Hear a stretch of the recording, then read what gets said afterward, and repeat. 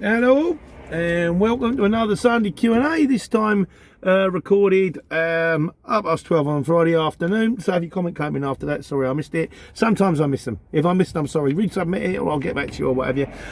Yeah, in delightful Croydon. Lovely. Fortunately, I rang the shipper because it was UB and then Croydon, and I said, can I do it the other way round? And they went, that doesn't make any sense, because I went, it does to me.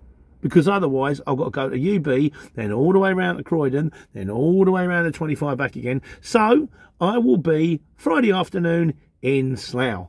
I don't know if I've mentioned this before, it's a running gag that no matter where I am in the world, I end up in... So I could be sunbathing a beach in Malaga on Friday morning, I'd still be in Slough on Friday afternoon. I don't know how it happens, it just does. Right, so what we got this week? This week we've done, there's a few comments on one I did before on driver's time and work time directive, and I am going to do one. I am still narrowing it down myself, but I will get around to it. Godzilla says you can do 4.5 hours driving time on a break, but you can split your break and you can split your shift, but you don't have to split your shift. But that has to comply with work time directive. My head hurts. It does work. I've got a plan. I mean, I've got this system that I'm working to, and as long as you stick to the system, it's not that bad. But it is a headache. The problem is, like I say, the two don't run. It's like a syncopated rhythm. It's not like one's going and the other one's going. So it's one's going like this and the other one's going, and it's just all over the shop. But once you get the hang of it, it's doable. I'm sure that was a really good analogy. I can't understand why I'm not a drummer. Oh dear. Matthew Smith. The biggest problem is people getting confused with the work time directive and driver's hours and not running them in line with each other. Exactly. But it is doable. I've got a little system. I'll share it. Yorkshireman's daily grind. He said he used to drive, he always talk about how many trucks you have to run. You know, he said, he was speaking to a guy, he said you either run 5 or you run 25. He said the most he's ever run was 4. But he used to cross-hire them across the platform or something like that, which I don't fully understand. But yeah, it is kind of getting involved for one, a lot of work for one thing. There we go. Chris, is it Chris Groves, something like that? He sleeps in the truck all week. Oh yeah, he's just picked up the channel again. He said if you're going to stop somewhere where they've got cameras and security. These are the best places to stop, but they fill up quick. He says there's a free paper that runs around a truck stop called Truck Stop News. Imagine it's titled there, which will also tell you all about what's going on now. He said alternatively aim for an industrial estate near a supermarket or a pub. This is a question, right? So you're out of driver's hours, you parked up, you want to go for a pint. But you can't have 2 or 3 pints, because then you're back in your cab. And as soon as you're back in the cab, if you're in the cab with the keys, they knock on the door, that's drink driving. So presumably, if you're out for the night, I mean, I don't know about this, but I don't happen to me often, so it's not really an issue, like, you know. But if you're out for the night, you can't really have a couple and then jump in a cab, because you can't, you know. Even though you clearly might be parked in a truck stop for the night, and you know you ain't going nowhere, and you couldn't even if you wanted to. Keys are on you. That's as I understand it anyway. But no, I know what you're saying. At least the supermarket, you can go and get yourself some tea and all that kind of stuff, like, you know. He said, if you get asleep, never get much sleep in laybys. In my experience, you're right. That rocking side to sidey thing is a little bit, Jesus Christ, it's like trying to fall asleep at a train station. Having said that, there are laybys and laybys. I found that if you've got to go for one where it's kind of, you know, you've got the ones that are right next to the road and the ones where they've got like a little island, they're set back a bit, get the centre of an island, maybe hook your near side wheels up on a curb. Gives you more chance, I find. But yeah, welcome to the channel, mate. Thanks for watching. Appreciate it. Lee Allen, who's also got grandfather rights. So the grandfather rights, if you passed your test prior to 1997, which I did because I passed mine in 1987. And he also says that you do your CPC. CPC training is 35 hours every 5 years. I think I've done that one before. I just couldn't remember it, but yeah, something else you've got to just keep on top of. And he basically, Leon's now in a 7.5 ton till he gets his class 2. He used to drive coaches. He said, I don't miss it one bit. Oh, and he asked how old my daff is. He's driving a 17 plate. Very nicely, 17 plate. Mine is not quite as tidy as that. I don't spend that kind of money on lorries. Mine is a 62 plate. But she's lovely. Alice is fine. Starts, goes. Wonderful lorry. Very pleased with her. Oh, and also he said, Oh, he went on and said, was I on the Rugeley site when I was stuck in Amazon? When I was on the Rugeley site, because they made me sit in the trap. It's the only place he's known where they've made him sit in the passenger seat. No, that was Dunstable. That's one around the corner from my house. He didn't actually make me sit in the passenger seat. He asked me to sit in the passenger seat. And bearing in mind, it makes no difference to me. I ain't going nowhere, have I? They got me keys. Whether I sit in the passenger seat or the driver's seat, and I've even got more room there because I've got steering wheel in front of me. So, yeah, no, it's a bit daft. But there you go. Rules is rules. Spend all that money on a Sturlock and still make you sit in the passenger seat. Heroes in high vis. This was just a dopey one I did. I kind of thought about it, like, you know. I thought there'd be more. I remember watching, well, obviously Star Wars, they're all wearing the high vis. And I remember watching Space 1999. I didn't make it clear. It's when they got in the Eagles. They had like this spacesuit. And all the other spacesuits at the time were white. But in Space 1999 were orange. I thought, orange spacesuit, that's cool. Maybe you planted a seed a long time ago. Other heroes in high vis, other than us, of course. Chris C, he says, Wolverine from the X-Men, the animated, wore high vis. I don't know about that. The early X-Men, as I remember, wore yellow and black outfits. Does that count as high vis? So the problem with the superhero thing, we'll come to this in a minute, is a bit like that. Not that it really matters, but we'll go through this one quickly, don't worry. Valiant V. Also born in 1969, it's going to go back and look up Space 1999. Harper Valentine, my mate Nick, who's got his own channel out there, London Creative. If you fancy it, it's all give it a bash. He's a mate of mine, he's known for the market. He said it was something that the Space 1999. He's much younger than me as well. It was a nuclear dump on the moon that went where they were getting rid of waste, and it exploded, and then the moon shot into orbit, but they couldn't get back to Earth, so they decided to go heading for Meta, the planet where they were sending some probe to or something. He remembers it far better than me, but he's younger than me, so his memory's probably better. And he said apparently that they used to put it on before Saturday Superstore.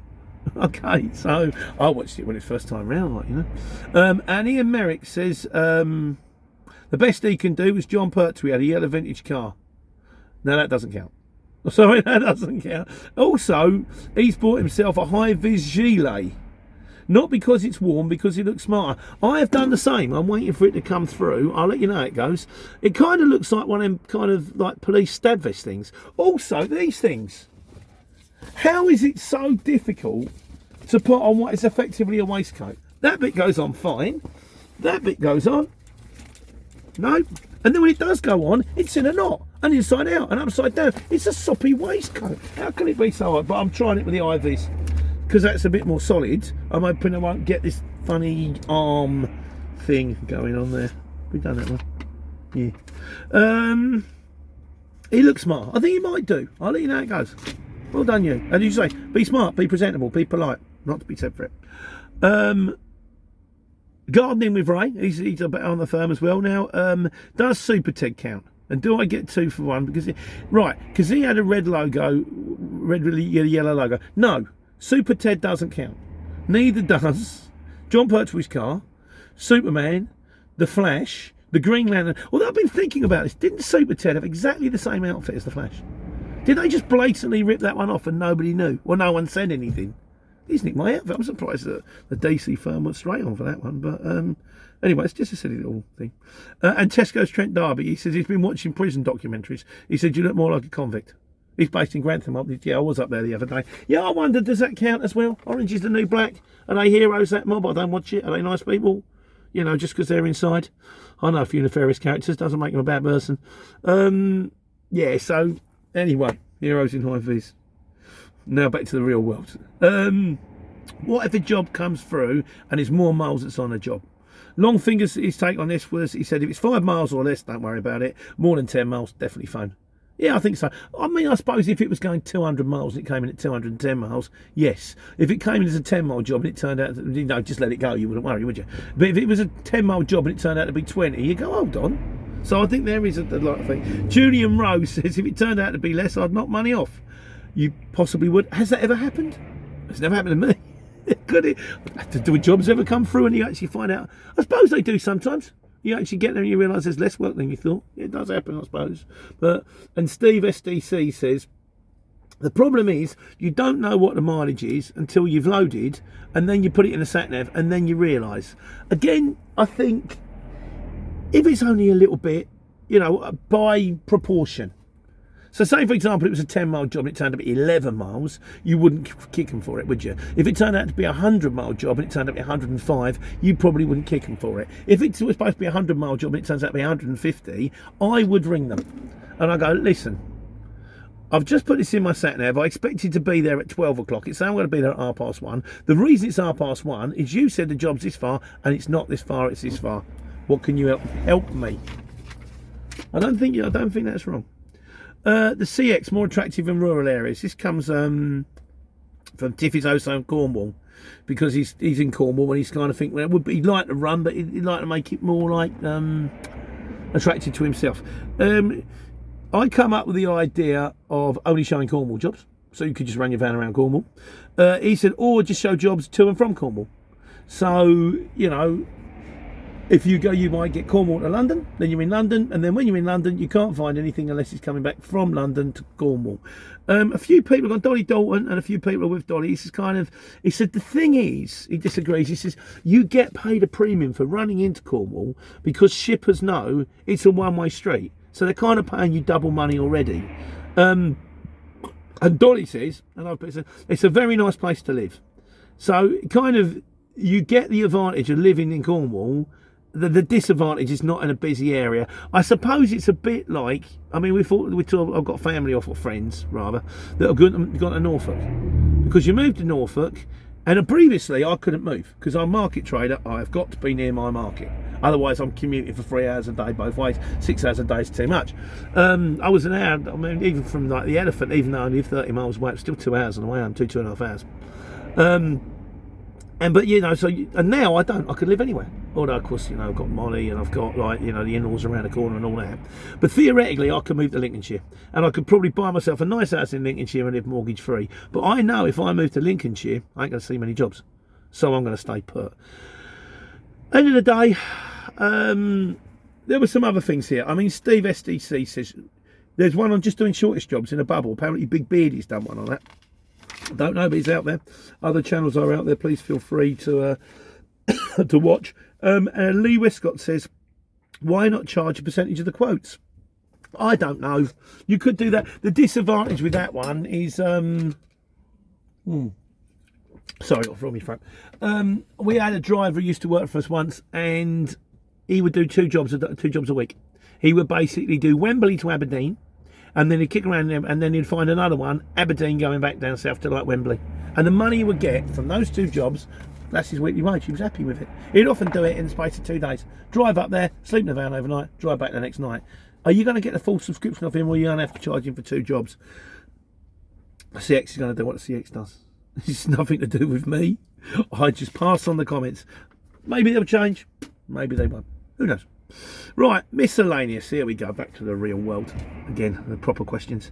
Tara said, he's a new geezer, I think. He says, how long have I been on the CX? Because apparently it says on our CX subscription something about just joined or something like that. Since joined. And it says, how do you turn off since joined? I have been on the CX now for coming up for 2.5 years. I started in the summer just over 2 years ago. How do you join CX? I don't know. That's an office thing. I didn't even know it was there. Please feel free to write in the comments how to turn off since joined. I didn't even know it was there. Derek McDonald. Will you do a video on the haulage exchange, the HX? I think I've done one, Derek. The truth of the matter is, there's not a lot of difference. I've done one. I'll do you a link. I'm very sure I've done one. But there ain't, you know, there's not a lot. I thought there was going to be loads more to discuss. Diary section and a planning section. No, pretty much so. Engineering, this is like engineering workout said, did you get a chance to shoot when the combi lot was moving? No, I haven't yet. And I could have done it the other day, and I did think of this, but there was all them orange vizzes around me. I'm waiting for them to go, what are you doing? Why are you filming? If I get a chance one day on my own, I'll do a little shot for you. You can have a look. David Whiteley, do I reply to comments? Yes, I do. Here you are. Replying to your comment. We reply on the Sunday Q&A. Any questions, please feel free to jump in. Jim Bob, would you recommend a small van or a Luton when driving in London? Still go to Luton. I recommend a Luton all the time. Luton's aren't that scary in London. You know, they're kind of... You can even get through 6'6" width restrictions in a Luton if you go slowly. It's sort of... You'll get the odd height restriction. I mean, maybe, like I say, if you want to start off small and work your way up, and that way you'll feel better and more confident, that could be a way forward. But I was driving the Luton van in and out of London all the time. I don't miss it. I've got to be honest with you, I go very rarely now I'm in a truck. But yeah, it was never really an issue, like, you know. And Carl Appleton, what we got here? What's the difference between a hot shot and a backload? Done one on this? Do your link. If not, just go to the little, if I forget to get the link in, go to the little search bar, type in hot shot backload, you'll be on there somewhere. Lewis DPB says, oh, he's checked out the Instagram. Yeah, we've got an Instagram. It's on Vango Transport. Hang on. Is it VangoTransportOutlook.com, or just type in Pete the Courier Driver in Instagram. If you can, like it, join it, share it, whatever you do. I don't understand this stuff. Apparently it helps me. I'm very grateful. All subscribers gratefully received, including people on this channel. Please subscribe. Thank you. BTH Transport. He passed his car test in 2013. Can he? And can drive up to a 7.5 tonne. Yeah, so we were trying to work out whether it's, well, you had to do like an LGV test to be, but it strikes me once you pass your car test, you can drive up to, hang on, and can drive up to 7.5 tonne. Yeah, you can drive up to 7.5 tonne on your licence, but you can drive up to 3.5 tonne without a CPC. You still need the CPC to drive anything over 3.5 tonne. Your licence will tell you can drive 7.5 tonne, but if you get in a truck and you drive it for, like, you know, commercial basis, and they pull you over, the first thing they're going to say is, where's your CPC card? And if you haven't got one, they won't be happy. P. Freddie Fletcher, are you still on the CX? Yes. The CX, the HX, is just the CX. It's like the souped up version. It's blue rather than yellow, and you can see jobs up to 6-axle trailer, whereas on the CX you just see jobs up to 7.5 tonne truck. Which is curious, actually, because I was going the other day. How come they post jobs up to 7.5 tonnes? Because that means you're getting people in Lutons that are taking 2-tonne jobs. They really shouldn't be doing that. Thoughts on that one? He was quite needly, was my mate Al, my business partner. I see his point, really. Oh, there you go. Tobias Green. Yeah, he says the social media connects to the website to help you rank it. My mate Nigel, he's my best mate. I've known him since I was 11 years old. Known him, what's that make? It's 40 years now. He sorts all this stuff out. But if you can, subscribe, click, like, brilliant. Thank you. Quite the social media guy, me. Steve R. What would you charge per mile? Would you charge more per mile for night, starting say 8 PM and finish around 6 AM in an extra long wheelbase? I think I would, because the availability is hard. I would try it. I'd probably zoom in at about 150 a mile, see if you get it. You will or you won't. And if you don't, then you knock it down a bit. And if you get it every time, you knock it up a bit. But there ain't that many vans want to run at night. They've got a lot harder to get, I would think. So, again, thoughts. London Creative, that's from Nick again. How you doing, Nick? You may be able to, yeah, I may be able to drive a forklift, but have I ever toppled one? He had the Roadrunner moment where you wait for it to go and it goes. I haven't toppled a forklift, although I have ripped the lintel out of the old warehouse when I was trying to be clever back in the day when we were market traders, and we used to get cotton traders in on a 40-footer, and the farm would let me use his forklift, so I'd go and I'd get the pallet off the top, you know, they double stack them, go in to the yard, and then, you know, as you're putting back, you start putting the forks up, ready to get the next one, completely forgetting about the fact that I've got to actually clear the doorway first, put the forks up, hit the wooden bit, the whole door just day, you know, half a day later the farmer hit me with a bill. Oh well, things happen, don't they? What we got? Fluky Boy, he's a big fan of the videos. Thank you very much, my friend. It's a distribution centre's always keeping waiting for at least an hour. I had one the other, that was Amazon again. I've not been too bad with Amazon lately. I got there was 7 lorries in front of me just to get through the gate. Then you've got to get on a bay. Then you've got to wait to get loaded. It just takes forever. And just as I was coming up to the gate, the geezer around me, and bear in mind that I'd driven from Birmingham to Dunstable to get this job, he said they've just cancelled. And I thought, you know what, I don't care. I'll take the cancellation fee. It was only going 10 miles down the road, but I was fine with that. Yeah, and now if it comes up, I start, you know, you start the clock jobs and you think, I know what that is. I think I might swerve that one. David X. On one drop or multi-drop, he agrees. He says he does mostly multi-drops to industrial units. He says, and you can't find them.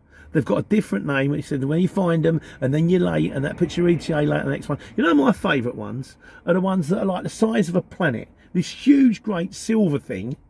And you put in, they haven't got a name anywhere. I've gone up to the desk before, and even at the desk they haven't got a name. Is this Bill's Balloons? And they go, yeah. Do you want to stick a sign up? You know, it wouldn't hurt, would it really? So, there we go. Ian Gregg, what fees does Skipton charge if you don't have the required revenue? Don't know.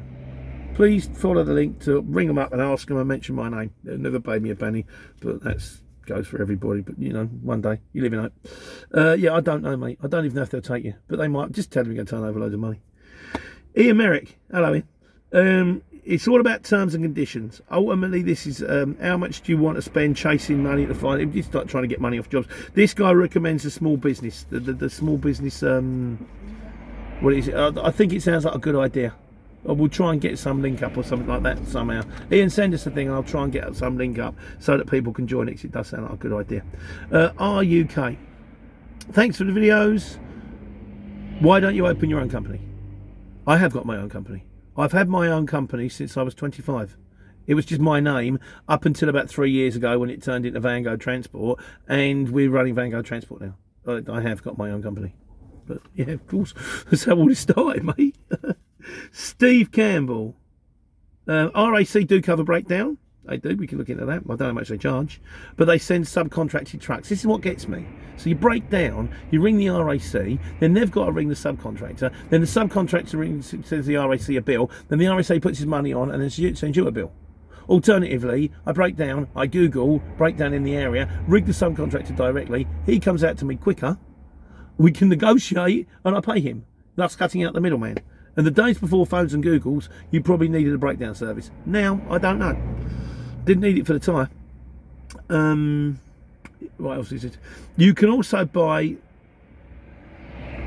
Oh yeah, right, hire and reward insurance. Someone asked how you go about getting hire and reward insurance. If you rent a van, you can buy hire and reward insurance, £20 to £30 a day, but it's reduced if you use your own insurance. So assume that means you've got your own insurance, they do it as an add-on or something like that.